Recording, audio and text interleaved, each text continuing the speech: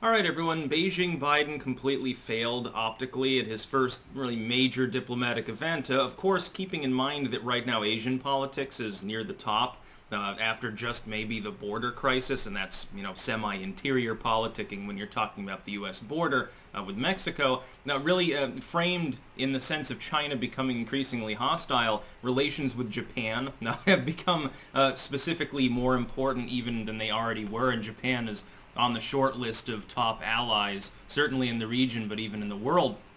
And Biden, of course, was hosting the Japanese Prime Minister. It didn't go over very well. Now, of course, that means that the MSM didn't report much on any of these gaffes that he made.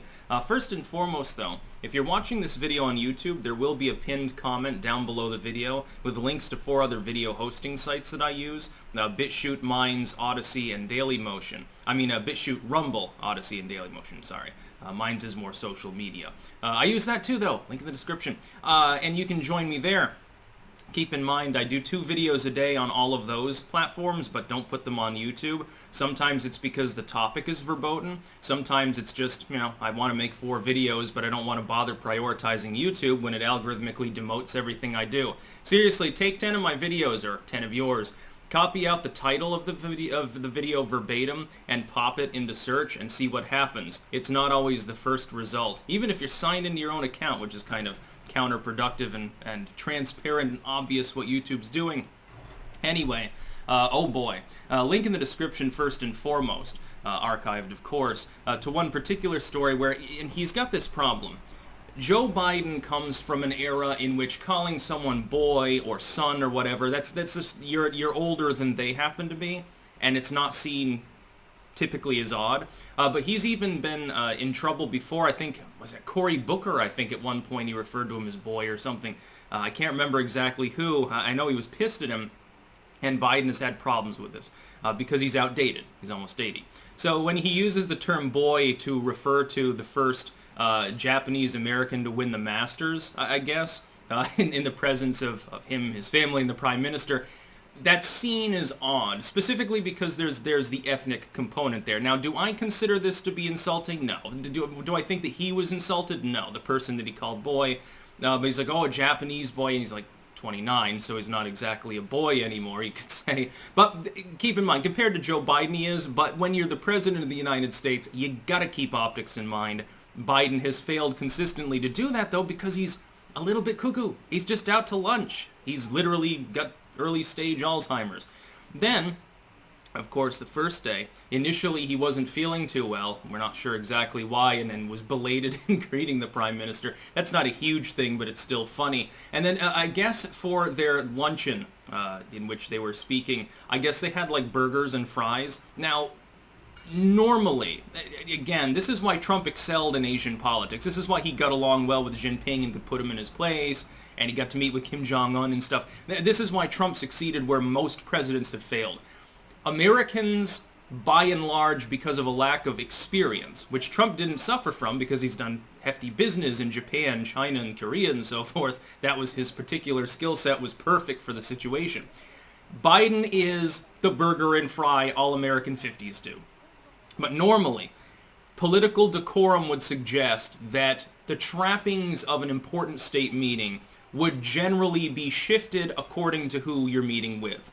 If Macron comes over, if Emmanuel Macron comes over, you're going to serve wine and have a cheese platter and shit like that. It's something to make them feel comfortable and more at home. It can be a cultural trope and total stereotype, but it's considered polite.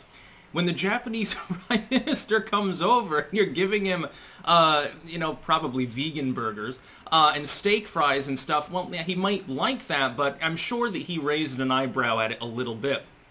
I still found it funny. Remember, I think, was Trump in China or South Korea? I can't remember which nation he was in, and I think it was actually Japan, ironically, and people were criticizing him for supposedly dumping all the food into the koi fish pond the wrong way, and people jumped down his throat, but Biden could call someone boy and serve the Japanese Prime Minister steak fries, and of course the MSM won't report on it. This is more funny than it is a meaningful fail, but in diplomacy, it's all optics anyway. Diplomacy is all theater and optics. That's it. That's all. You have to project power. You have to be respectful, especially if it's with regards to East Asian politics, simply because of the cultural backdrop that informed the civic systems that you're dealing with when you're doing the diplomacy. The way in which you act, if you're doing diplomacy in Canada, is going to be less formal than when you go to Japan, just the way that it is. Is the culture laid back, or is it very slicked back? Is it a strength and war and we conquer people style culture? Is that the norm culturally and civically? Or is it more artsy, decadent, like Belgium or something? Or the Netherlands? Is there a fixation on people in the humanistic sense, or like technology, progress, whatever? Is it more of an environmental or industrial nation? All of these things matter. Whether the nation's rich or poor. All of the racial component, potentially, as well, especially against the backdrop of a country that's having its, second race debate of the century. Basically, Biden therefore completely failed. The problem is that when you have your first major meeting with a major ally, world leader, you want things to go off without a hitch. This was Obama's problem too. You'll remember. He's from the school of Obama on this one. Remember, on Obama's final state visit to China, what happened?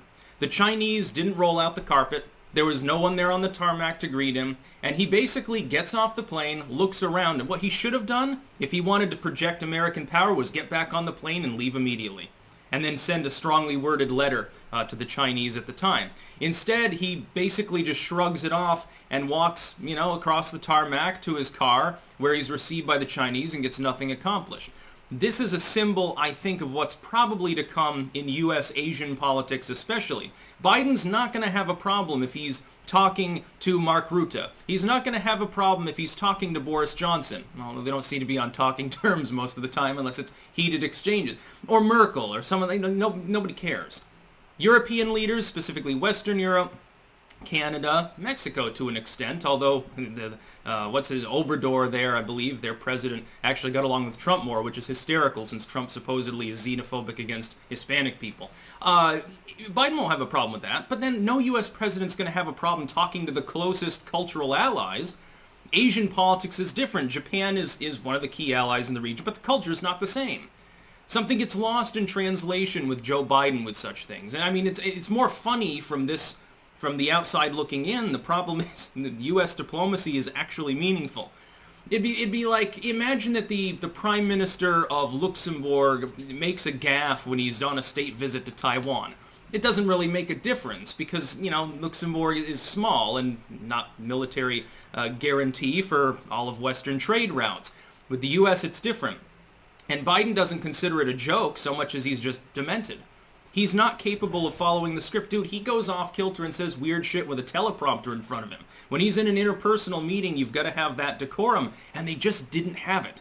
There should have been a much more lavish get-together. Biden should have bucked up in the morning and been there early. But, I mean, he can't. He's pushing 80 years old. This is the problem with voting for someone like Joe Biden. That's about all. Peace out.